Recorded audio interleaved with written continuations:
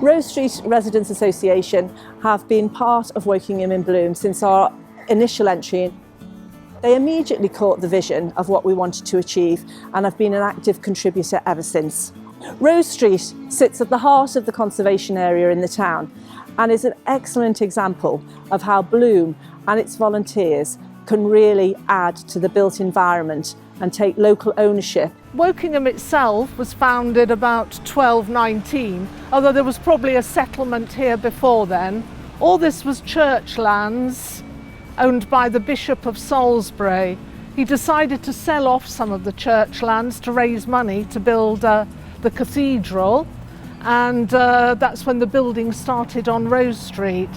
This house here dates back to the 1400s and was used for the silk industry, and upstairs is where they had the looms. Well, this being Rose Street, we've encouraged residents to plant a rose at the front, and as you can see, we've got a wonderful display of all the different roses.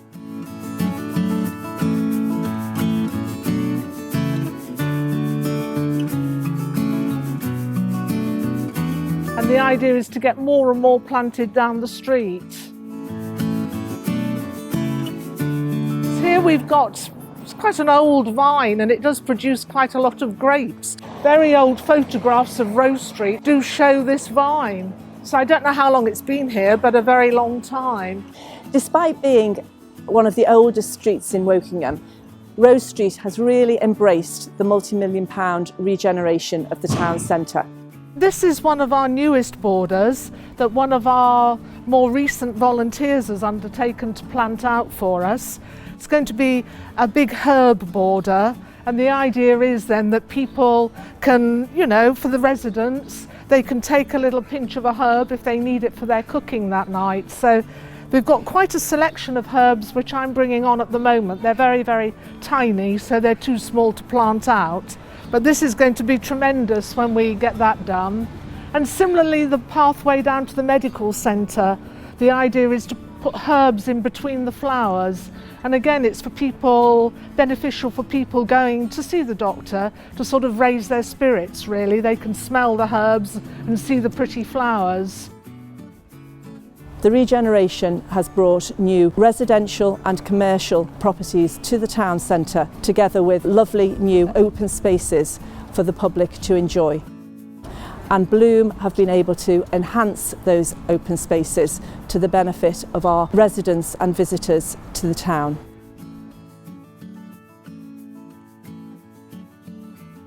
When we're thinking about planting, we're thinking about drought-tolerant and pollinating plants like this verbena, and we're planting over 40 in Peach Place today. The theme this year is Edible England. We're planting over 100 herbs so that the people of Wokingham can come and pick them whenever they like.